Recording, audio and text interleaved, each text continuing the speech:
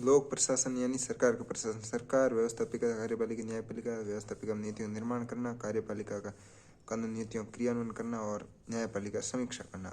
कार्यपालिका अस्थायी में होते प्रधानमंत्री, मंत्रिपरिषद, सीएम, और स्थायी में होते लोक सेवक और नौकरशाही। इस प्रकार लोक प्रशासन वह अंग प्रशासन का जो एक विशिष्ट नागरिक राजनीतिक व्यवस्था के अंतर्गत रहकर लोक नीतियों क्रियान्वयन करते हैं। लोक प्रशासन सरकार के तीनों अंगों के साथ जुड़ा हुआ है। व्यवस्थापिका सदन के सत्रों का प्रबंध करना, माननीय सदस्यों को आंकड़े और सूचना उपलब्ध करवाना। कार्यपालिका में माननीय सदस्यों द्वारा बनाए गए कानून लोक नीतियों क्रियान्वयन करना। न्यायपालिका में न्यायिक आदेशों क्रियान्वयन और गवाह और साक्ष्य उपलब्ध करवाना। लोक प्रशासन द्विअर्थी विषय के रूप में इसके अध्ययन से एक प्रशासन की समझ विकसित होती है और साथ ही व्यक्ति में नैतिक मूल्यों का विकास होता है। और व्यवस्था के रूप में लोक नीतियों का क्रियान्वयन करता है। लोक प्रशासन विशेषता यह है कि विशिष्ट राजनीतिक व्यवस्था के अंतर्गत कार्य करता है। प्रत्यक्ष एवं अप्रत्यक्ष रूप से सरकार के तीनों अंगों से जुड़ा हुआ है। मुख्य कार्य नीतियों क्रियान्वयन करता है। मुख्य उद्देश्य दर्शन लोक कल्याणकारी कार्य करना है और लोक से आशय सरकार, इसलिए लोक प्रशासन को सरकार का प्रशासन भी कहते हैं। प्रशासन एड प्लस मिनिस्टर से बनाए।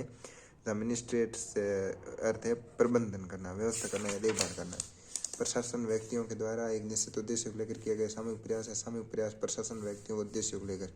प्रशासन विशेषताएं दो प्रकार का होता है। लोक प्रशासन जन कल्याण है, लोक कल्याण। निजी प्रशासन लाभोन्मुखी। प्रशासन एक सार्वभौमिक प्रक्रिया है। प्रशासन एक निश्चित उद्देश्य को लेकर कार्य करता है। प्रशासन में सामूहिक प्रयास आवश्यक है। प्रशासन शब्द का उपयोग प्राय बड़े संगठनों के लिए किया जाता है। प्रशासन के दृष्टिकोण प्रबंध के दृष्टिकोण में आते साइमन और स्मिथबर्ग ने समर्थन किया था। इसके अनुसार पोस्ट कॉर्प संबंधी कार्य करते हैं, संगठन में नीति निर्माण संबंधी कार्य करते हैं। केवल प्रशासन वही प्रशासन का भाग है। यह दृष्टिकोण तकनीकी कर्मचारी, लिपिक वर्ग या सहायक कर्मचारी प्रशासन शामिल नहीं करता था। इस दृष्टिकोण को संकुचित कहते हैं। एकीकृत दृष्टिकोण विलोबी एवं व्हाइट ने इस दृष्टिकोण के अनुसार उच्चाधिकारी, तकनीकी कर्मचारी, लिपिक या वर्ग एवं सहायक कर्मचारी प्रशासन का प्रतिनिधित्व करते हैं। या यह दृष्टिकोण संगठन के प्रत्येक कर्मचारियों को समान महत्व प्रदान करता है। इसे व्यापक दृष्टिकोण कहते हैं। ये अधिक लोकतांत्रिक का उदाहरण है। प्रशासन एवं लोक प्रशासन अंतर। प्रशासन दो प्रकार का, लोक और निजी। ये प्रशासन का एक भाग है। लोक प्रशासन व्यापक अवधारणा, लोक प्रशासन संकुचित। प्रशासन प्रक्रिया है। ये दो अर्थों में विषय और व्यवस्था के रूप में लोक प्रशासन। प्रशासन विभिन्न व्यक्तियों द्वारा निश्चित उद्देश्य को लेकर किया सामूहिक प्रयास, जबकि एक विशिष्ट राजनीतिक व्यवस्था के अंतर्गत रहकर नीतियों क्रियान्वयन करना लोक प्रशासन। शासन एवं लोक प्रशासन में अंतर। शासन चुनाव की जनता के द्वारा, इसमें नियुक्ति सरकार द्वारा। नीति निर्माण, ये नीति क्रियान्वयन करते हैं। जन सेवक कहते हैं, लोक सेवक कहते हैं। सुविधा प्रेरणा स्रोत। अस्थायी कार्यपालिका से निर्देश लेते। कार्यकाल अस्थायी, कार्यकाल निश्चित और आयु तक स्थायी। Evaluation of public administration. लोक प्रशासन का विकास। प्रथम चरण राजनीतिक प्रशासन द्विविभाजन 1887 से 1926 तक। इस चरण वुड्रो विल्सन ने लेख स्टडी ऑफ एडमिनिस्ट्रेशन में राजनीति विज्ञान और राजनीतिज्ञों से अलग करने की मांग की, अतः वुड्रो विल्सन को इनका जनक कहते हैं। विल्सन के अनुसार किसी संविधान बनाने से ज्यादा इसे चलाना मुश्किल है। गुडनव ने पुस्तक पॉलिटिक्स एंड एडमिनिस्ट्रेशन 1900 में वुड्रो विल्सन ने मांग का समर्थन किया और गुडनव को अमेरिका में लोक प्रशासन जनक कहते हैं। एल डी वाइट के द्वारा लोक प्रशासन प्रथम पुस्तक है introduction to the study of the PA 1920 में रचना की। द्वितीय चरण सिद्धांतों का श्रवणकाल 1927 से 37। इसमें विभिन्न पुस्तकों की रचना हुई और विभिन्न सिद्धांत दिए गए। फेयल ने general and industrial management, M P Follett ने क्रिएटिव एक्सपीरियंस, मुने और एलन ने ऑनवर्ड इंडस्ट्री और गुलिक और वीक ने papers on science of administration, Willoughby in the principle of पीए।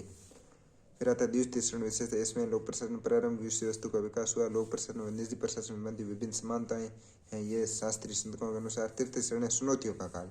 इस काल में लोक प्रशासन में विभिन्न चुनौतियों का सामना करना पड़ा। बर्नार्ड ने अपनी पुस्तक फंक्शन ऑफ एग्जीक्यूटिव 1938 में शास्त्रीय विचारकों को निराशा हुई, उसका उल्लेख किया। साइमन ने अपने लेख द प्रोबर्स ऑफ एडमिनिस्ट्रेशन लोक प्रशासन सिद्धांत मुहावरों कहा गया।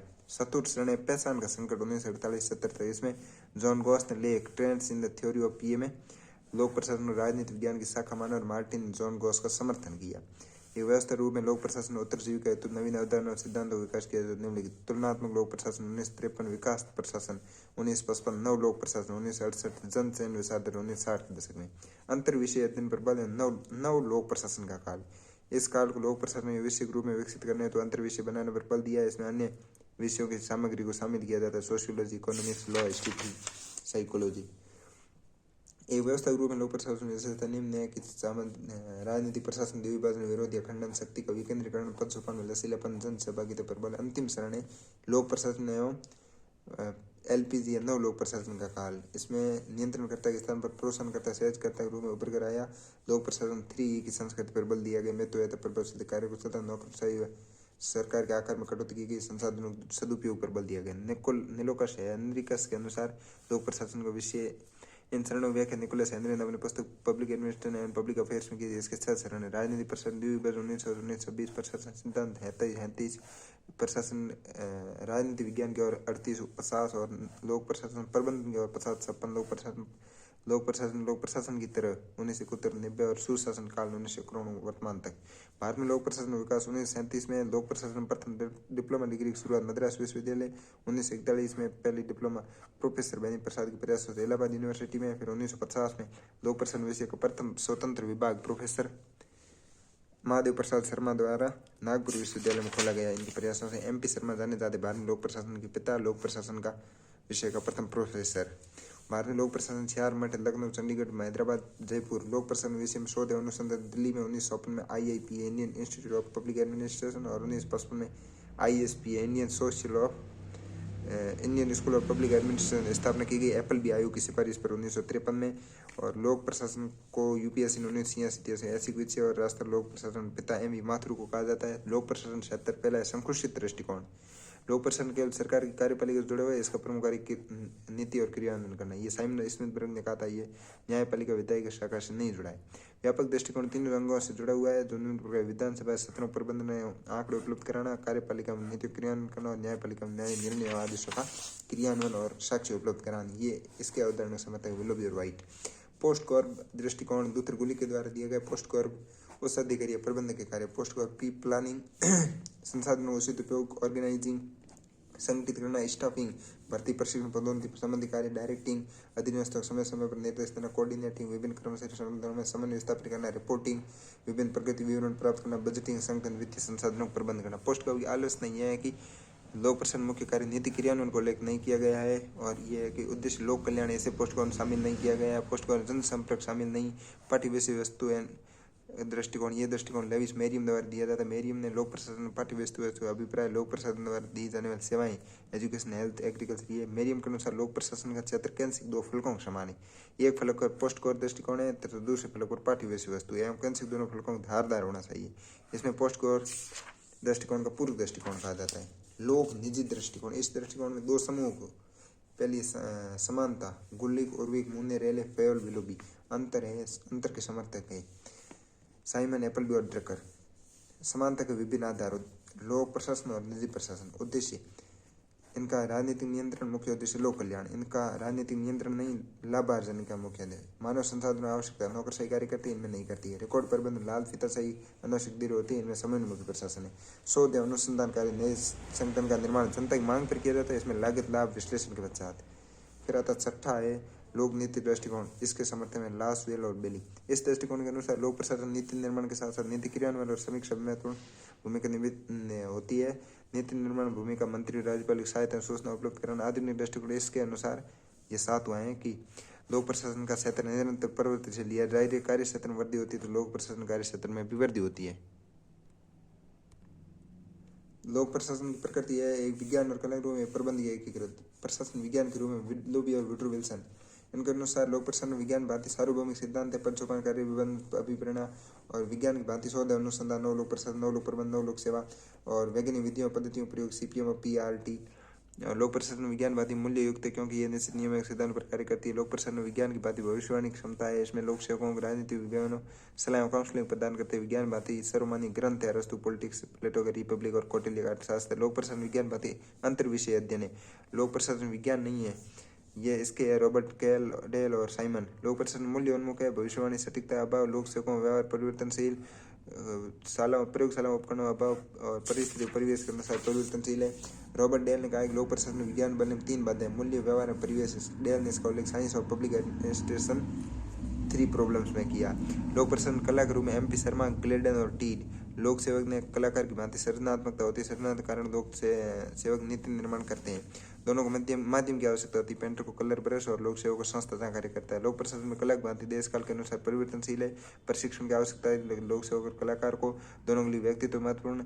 लोक प्रशासन ना तो विज्ञान है ना ही कला, यह तो सामाजिक विषय भाग है जिसका विकास निरंतर हो रहा है। लोक प्रशासन प्रबंध की एक कृति यह है कि प्रबंध की प्रकृति, इसके अनुसार लोक प्रशासन प्रकृति में केवल उच्च अधिकारियों को शामिल किया जाना चाहिए जिनके द्वारा संगठन नीति निर्माण कार्य किया जाता है। एकीकृत प्रकृति है कि यह प्रकृति लोक प्रशासन में कार्य करने वाले उच्च अधिकारी, तकनीक वर्ग, लिपिक वर्ग, सहायक कर्मचारी को भी शामिल करता है। फिर आता है नव लोक प्रशासन। अमेरिका में सामाजिक आर्थिक असंतोष के कारण, गरीबी, बेरोजगारी और बढ़ता शहरीकरण, परिवहन समस्या के कारण फिर आता हानि प्रतिवेदन। ये 1967 में इस रिपोर्ट के अनुसार लोक प्रशासन असफलता मुख्य कारण लोक प्रशासन में वैश्विक रूप से स्थापित न होना था यूएसए में। इस प्रतिवेदन निम्नलिखित सिफारिश थी कि लोक प्रशासन एमए करने वाले विद्यार्थियों को छात्रवृत्ति, लोक प्रशासन शोध करने वालों को अनुदान और लोक प्रशासन शोध एवं अनुसंधान कार्य करने वाले एनआईपीए की स्थापना, मतलब national institute of public administration. लोक सेवकों प्रशिक्षण हेतु त्रिस्तरीय व्यवस्था, केंद्र, राज्य, स्थानीय स्तर पर प्रशिक्षण केंद्रों की स्थापना।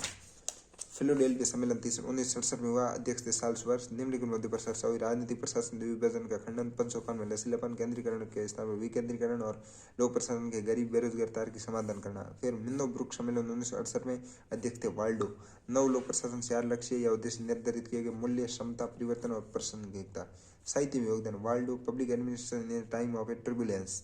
Frank Marini, the Minnowbrook perspective.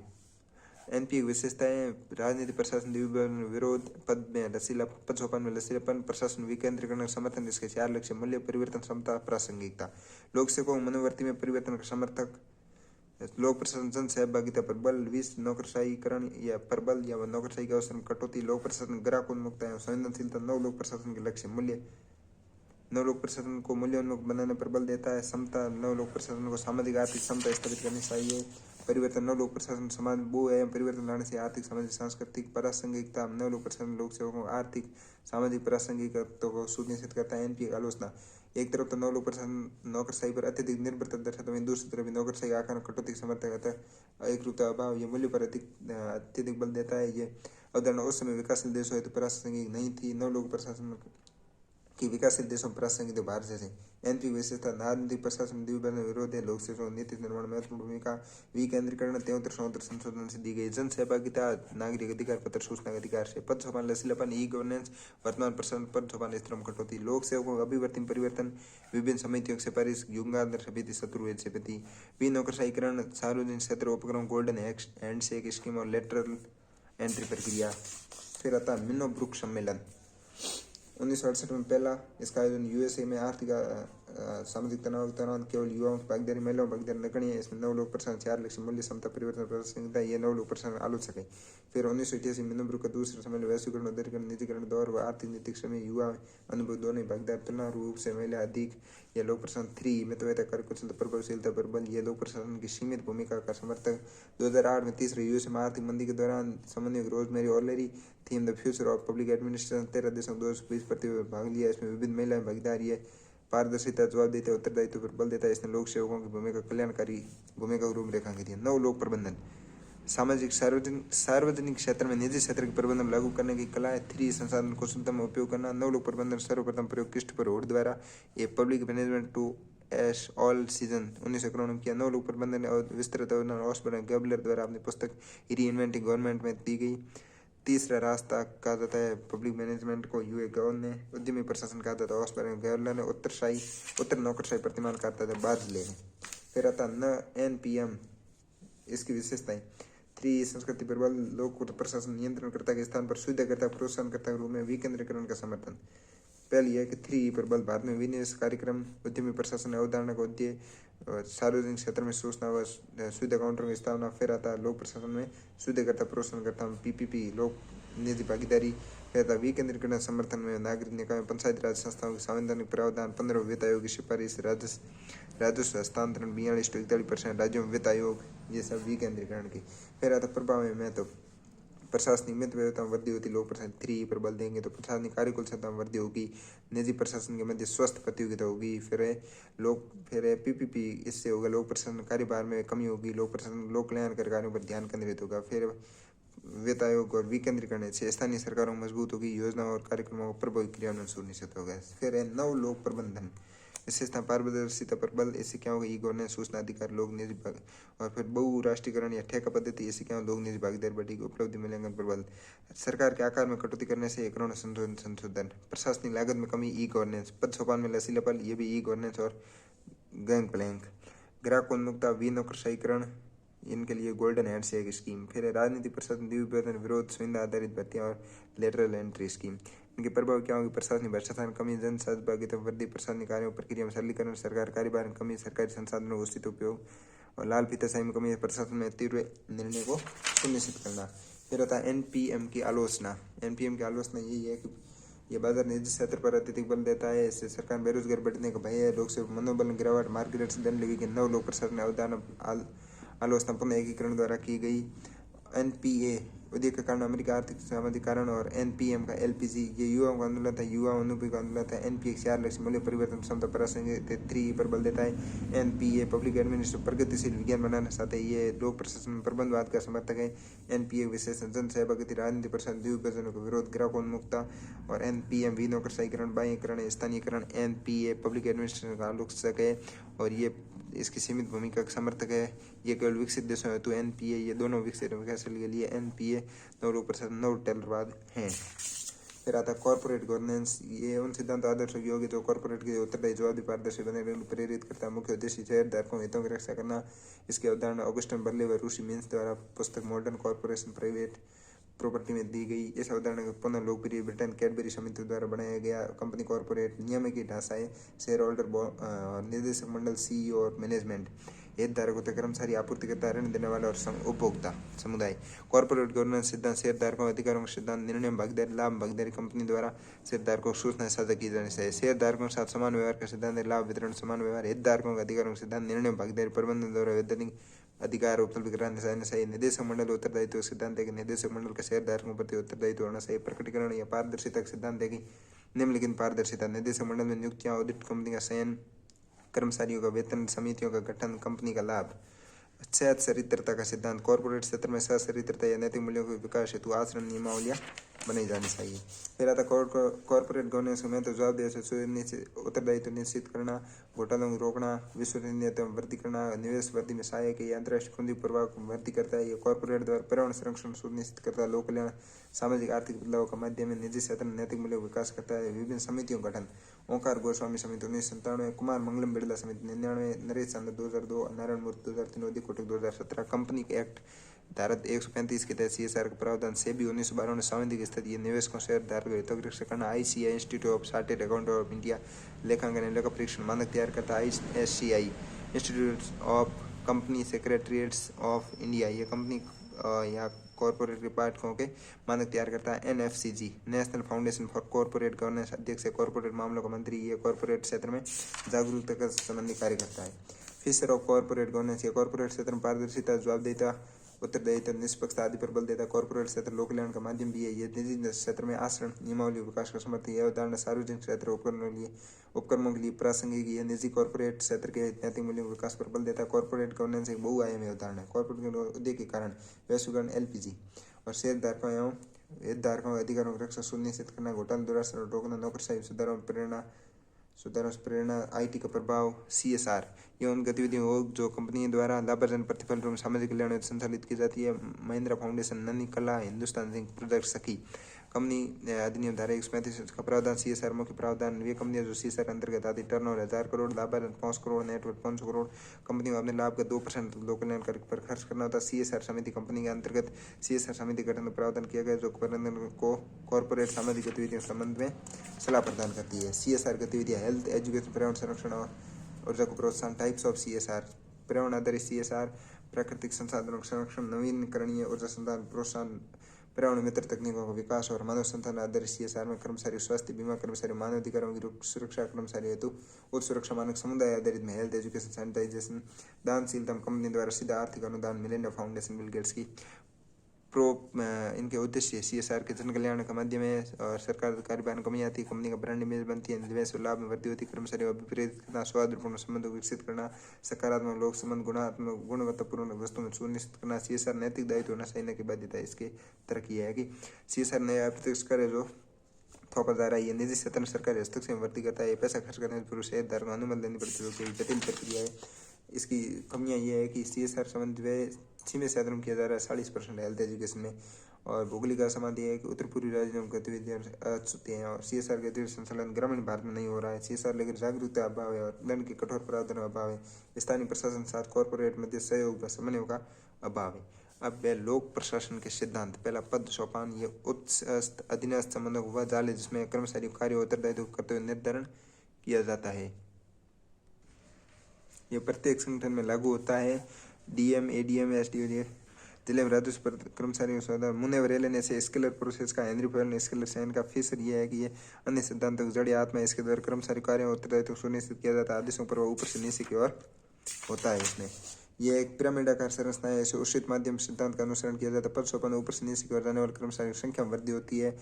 Type of ये दिए थे फिक्नर और शेरवुड के अनुसार। वर्क बेस्ड, इसमें कर्मचारियों कार्यों उत्तरदायित्व के आधार पर किया जाता है। पद सोपान निर्धारण सैलरी बेस्ड, वेतन के आधार पर। स्किल बेस्ड, कौशल के आधार पर। रैंक बेस्ड, रैंक के आधार पर। पद सोपान के लाभ मध्य संबंध स्थापित करता है कर्मचारियों के मध्य। और अधीनस्थ उससे पहचान होती है। प्रत्यायोजन, विकेंद्रीकरण, संभव प्रशासनिक नेतृत्व, विकास सिद्धांत एवं अन्य सिद्धांतों की आत्माएं अधीनस्थों को अभिप्रेरित करता है। कर्मचारी पदोन्नति में सहायक, संसार की स्पष्टता, एक रूपता, सहयोग एवं उत्तरदायित्व विकसित करना। इसकी कमियां हैं: कार्यों में अनावश्यक देरी, मुख्य अधिकार पर निर्भर होना, सफलता, अधीनस्थम कार्य प्रति अरुचि, संगठन रूढ़िवादी कठोर बनता है। संगठन में सूचना प्रौद्योगिकी का प्रयोग, फैक्स, ईमेल, ये सशक्त करने उपाय, लचीलापन ला सकते हैं। इस तरह हम कमी कर सकते हैं। गैंग प्लैंक सिद्धांत हेनरी बोयल का, जैसे सोपान में कमियां आ सकती है। डेविस एंड लॉरेंस का मैट्रिक्स संगठन, सभी कर्मचारियों के पास समान कार्य उत्तरदायित्व होते हैं। गैंग प्लैंक सिद्धांत ये ऐसे काम करता है। फेल के अनुसार गैंग प्लैंक अधीनस्थ प्रत्येक रूप से एक दूसरे से संपर्क स्थापित कर सकते हैं। उसकी सूचना उन्हें सक्षम को देनी होगी, प्राधिकारी को देनी होगी। संप्रेषण पश्चात अधीनस्थ लिए निर्णय और संप्रेषण सूचना सक्षम को देनी होगी। यह सिद्धांत संगठन में होने वाले अनावश्यक देरी को रोकता है। आदेशों का एकता सिद्धांत, प्रिंसिपल यूनिटी ऑफ कमांड, इसमें अधीनस्थों को केवल उच्च अधिकारी से आदेश लेना चाहिए। यह आदेश की एकता कहलाता है। ये सिद्धांत सैन्य प्रशासन में लिया गया। आदेश को एकता में तो यह है कि नियंत्रण, अनुशासन सुनिश्चित करना, सत्ता नेतृत्व स्पष्ट करता है, संशय को दूर करता है। अधीनस्थों के और अधीनस्थों की उस अधिकारी पर जवाबदेही को सुनिश्चित करता है। यह अधीनस्थों और अधिकारियों के मध्य प्रभावी समन्वय को सुनिश्चित करता है। प्रासंगिकता यह है कि प्रशासन यह सिद्धांत अव्यवहारिक है। कलेक्टर सीधा मुख्य सचिव से यह करता है। टेलर ने फंक्शनल फॉरमैनशिप सिद्धांत द्वारा एक आदेश की एकता सिद्धांत का खंडन किया। Functional foremanship principle, Nitin root बाबू, समय लगत बाबू, आदेश निर्देश पर बाबू, निर्देश पत्र बाबू, अनुशासन अधिकारी श्रमिक, और नीतियों क्रियान्वयन gang boss, speed boss, repair boss, inspector, ये 4 जने दे सकते हैं। ये भी फंक्शन फॉरमैनशिप। अतः एक कारखाने श्रमिक को विभिन्न 8 स्थानों पर आदेश प्राप्त होता है। ये सिद्धांत आधुनिक संगठनों में भी व्यवहारिक है। टेलर ने इसे सैन्य प्रकार की सौगात का। यह सिद्धांत कार्य विभाजन, समन्वय आदि की सार्वभौमिक सिद्धांत नहीं है। नियंत्रण का क्षेत्र सिद्धांत, स्पैन ऑफ कंट्रोल, नियंत्रण का क्षेत्र उस अधिकार वासी में जिसके अंतर्गत को कुशलतापूर्वक नियंत्रित कर सकता है। नियंत्रण क्षेत्र विभिन्न अनुसार है। हैमिल्टन ने कहा 3 से 4, फेल ने 5 से 6, देवराज ने 8 से 10, राधे सोमशेखर ने 12, उर्विक ने ज्यादा। और नियंत्रण क्षेत्र विशेषता उच्च स्तर 4 से 6, मध्यम स्तर 6 से 8, निम्न स्तर 8 से 12। ये इसकी विशेषता यह है कि पद सोपान से जुड़ा है। गुणवत्तापूर्ण कार्य पूरा करना संगठन में। और उच्च अधिकार नियंत्रण का क्षेत्र है। ये विभिन्न औपचारिक अनौपचारिक कारकों द्वारा प्रभावित होता है। नियंत्रण क्षेत्र प्रभावित करने वाले कारक, औपचारिक कारकों में नेचर ऑफ वर्क, यदि उस अधिकारी या अधीनस्थ कार्यों की प्रकृति समान है तो उस अधिकारी नियंत्रण क्षेत्र सदैव अधिक होगा। और यदि कार्य की प्रकृति असमान है तो नियंत्रण क्षेत्र कम होगा। स्थान, यदि कर्मचारी एक स्थान पर कार्य करते हैं नियंत्रण उच्च और अलग भौगोलिक दूरी नियंत्रण कम। अवधि अनुभव है तो नियंत्रण क्षेत्र अधिक और कम है तो कम। उस अधिकारी अनुभव यदि अनुभवी है तो नियंत्रण क्षेत्र अधिक, और यदि संगठन में नया है तो कम होगा। और प्रत्यायोजन सुविधा, यदि संगठन प्रत्यायोजन सुविधा है तो नियंत्रण क्षेत्र अधिक होगा। पर्यवेक्षण आधुनिक तकनीक है तो नियंत्रण क्षेत्र अधिक होगा। यदि पद स्तर ज्यादा है तो नियंत्रण क्षेत्र कम, और स्तर कम है तो नियंत्रण क्षेत्र अधिक। अनौपचारिक कार्य की व्यक्तित्व, यदि उच्च अधिकारी कर्मठ कुशल तो नियंत्रण क्षेत्र अधिक, और यदि आलसी है तो नियंत्रण क्षेत्र कम होगा। फिर आता है पारिवारिक परिस्थिति, यदि पारिवारिक परिस्थिति सकारात्मक नियंत्रण क्षेत्र अधिक, नकारात्मक तो कम। नियंत्रण क्षेत्र की महत्व यह है कि अधीनस्थों पर प्रभावी नियंत्रण, संगठन प्रभावी अनुशासन, संगठन कार्य समय पर पूरे गुणवत्तापूर्ण कार्य पूर्ण करता है, उत्पादकता कार्य निष्पन्न वृद्धि होता है। नियंत्रण क्षेत्र में गृह विन्यास का योगदान, गृह विन्यास के नियंत्रण के क्षेत्र अनुसार रिलेशनशिप इन ऑर्गेनाइजेशन में दिए गृह विन्यास के अनुसार नियंत्रण का क्षेत्र उच्च अधिकारी ध्यान का क्षेत्र है। और अधीनस्थों की संख्या बताए अधीनस्थों मध्य होने वाले संबंधों को नियंत्रित करता है। अधीनस्थों मध्य 3 प्रकार संबंध स्थापित, प्रत्येक संबंध n, प्रत्येक समूह संबंध n-1, आड़ित्य संबंध n/(2)(n-1) और n बराबर अधीनस्थों से। अधीनस्थों मध्य बनने वाले कुल संबंधों का सूत्र है n(2)(n/2 + n-1। यदि अधीनस्थ संख्या 5 हो तो संबंधों की संख्या 100 से हो तो 222 से, अर्थात अधीनस्थ संख्या अंकगणित रूप से बढ़ती वहाँ संबंधों की संख्या ज्यामितीय ढंग से बढ़ती है। नियंत्रण क्षेत्र विस्तृत होने के कारण आधुनिक पर्यवेक्षण तकनीकें, विशेषज्ञों संगठन में उपस्थिति, स्टाफ संस्थाओं का प्रभाव, पद सोपान के स्तरों में कमी। अब आता है प्रत्यायोजन, उस अधिकारियों द्वारा कार्य योजना विशेषज्ञता के अभाव में होने वाले अपने कार्यों का हस्तांतरण अधीनस्थों को करना प्रत्योजन कहलाता है। प्रत्योजन 3 तत्व कार्य, सत्ता और उत्तरदायित्व है। प्रत्योजन 2 स्वरूप होता है। सत्ताधिकारी और अधीनस्थ दोनों के पास प्रत्योजन सामान्य अस्थायी प्रकृति होता है। आंतरिक प्रणाली विकेंद्रीकृत संकुचित अवधारणा पद, यह संगठन पद सोपान सिद्धांत से जुड़ा है। इसमें जवाबदेही उच्चाधिकारी होती है, उत्तरदायित्व अधीनस्थ होता है। प्रत्योजन प्रकार लिखित एवं मौखिक प्रत्योजन, यदि कार्य उत्तरदायित्व हस्तांतरण लिखित में किया जाता है जैसे लिखित प्रत्योजन कहते हैं, और हस्तांतरण मौखिक रूप से किया जाता है मौखिक प्रत्योजन कहते हैं। प्रत्यक्ष और अप्रत्यक्ष, यदि उस अधिकारी द्वारा अधीनस्थ को कार्य का हस्तांतरण सिद्ध किया जाता है तो अर्थात इन दोनों मध्य को मध्यस्थ नहीं तो अप्रत्यक्ष प्रत्योजन कहलाता है। और यदि इनके मध्य कोई मध्यस्थ नहीं होता है तो अप्रत्यक्ष, और यदि इनके मध्य मध्यस्थ हो तो अप्रत्यक्ष कहलाता है, ये प्रत्यक्ष। ठीक है। औपचारिक या अनौपचारिक, यदि उच्चाधिकारी द्वारा अधीनस्थ कार्य या उत्तरदायित्व करते हो प्रत्योजन निश्चित नियमों के आधार पर किया जाता है, यह औपचारिक प्रत्योजन कहता है। यह कार्यों का हस्तांतरण अधीनस्थों की किया जाता है परंपरा का आधार पर, औपचारिक अनौपचारिक प्रत्योजन कहलाता है। स्थायी अस्थायी प्रत्योजन, यह उच्चाधिकारी द्वारा स्थायी रूप से कार्य सौंप दिया जाता है, स्थायी प्रत्योजन कहलाता है। यदि कुछ समय के लिए दिया जाता है अस्थायी प्रत्योजन कहता है। सामान्य संपूर्ण कार्य अधीनस्थों को सौंप दिया जाता है, सामान्य प्रत्योजन कहलाता है। यदि उस अधिकारी को कुछ विशिष्ट गतिविधि अधीनस्थ सौंपता है, विशिष्ट प्रत्योजन कहलाता है। प्रत्योजन उद्देश्य कारण, कार्यभार कम करने, कार्य विशेषज्ञता और प्रबंधक गुणों का विकास करने अधीनस्थों में, और प्रशासनिक नेतृत्व विकास हेतु उस अधिकारी के समय और संगठन धन या आर्थिक संसाधन बसंत हेतु अधीनस्थों को विप्रेरित करने, तकनीक समस्या समाधान हेतु अधीनस्थों को सीखने माध्यम पश्चात उस अधिकारी संगठन या अन्य महत्वपूर्ण गतिविधि पर ध्यान केंद्रित कर सकता है। बात यह है कि छोटा आकार होना, संगठन में संसाधनों मानवीय आर्थिक संसाधन अभाव, समन्वय का अभाव, उचित प्रशिक्षण व्यवस्था का अभाव, घमंडी या अहम भावना रखने वाला उच्चाधिकारी, अधीनस्थों में आत्मविश्वास की कमी, पूर्व प्रत्योजन प्रक्रिया का असफल होना और उच्चाधिकारियों का अधीनस्थों प्रति अविश्वास होना। प्रत्योजन की आदर्श स्तर यही है कि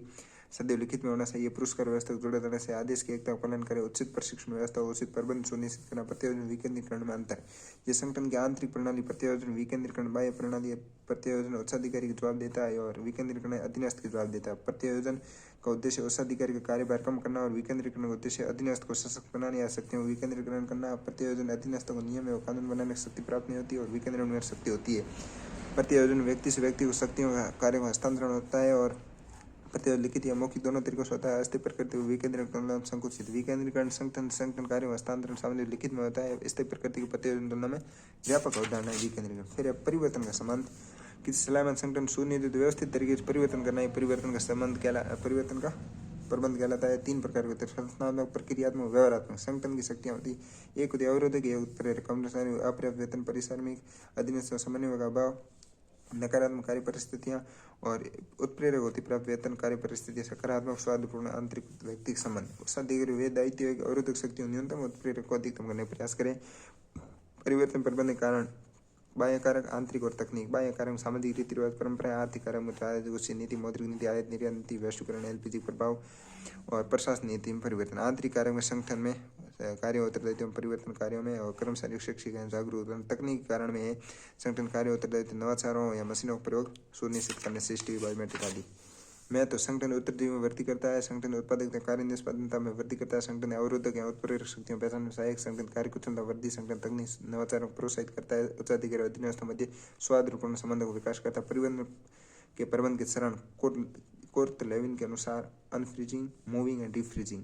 सामान्यकरण चरण मतलब परिवर्तन प्रबंध कारण जानना, संगठन पहचान, अवरोध उत्प्रेरक शक्तियों पहचान, फिर अवरोध उपलब्ध संसाधनों अंतर्गत योजना निर्माण, फिर संगठन परिवर्तन प्रबंध को लागू करना, परिवर्तन प्रबंध समस्या मूल्यांकन करना, परिवर्तन प्रबंध को संगठन में स्थायी रूप से स्थापित करना। परिवर्तन प्रबंध बाध्य यह है कि मध्य संबंध या समन्वय का अभाव, भूतकालीन परिवर्तनों का असफल होना, संसाधनों की कमी, परिवर्तन प्रबंधित उचित प्रशिक्षण का अभाव, उच्चाधिकारी का अहमकारी होना और अधीनस्थ मध्य विश्वास की कमी। परिवर्तन प्रबंधित आदर्श स्थिति यही है कि पुरस्कार प्रणाली को जोड़ा जाना चाहिए और कर्मचारियों उच्चाधिकारियों को संघ को विश्वास में लेना चाहिए। संसाधनों की आपूर्ति सुनिश्चित किए जाने से उचित प्रशिक्षण व्यवस्था स्वभाव मिलनसार होना चाहिए।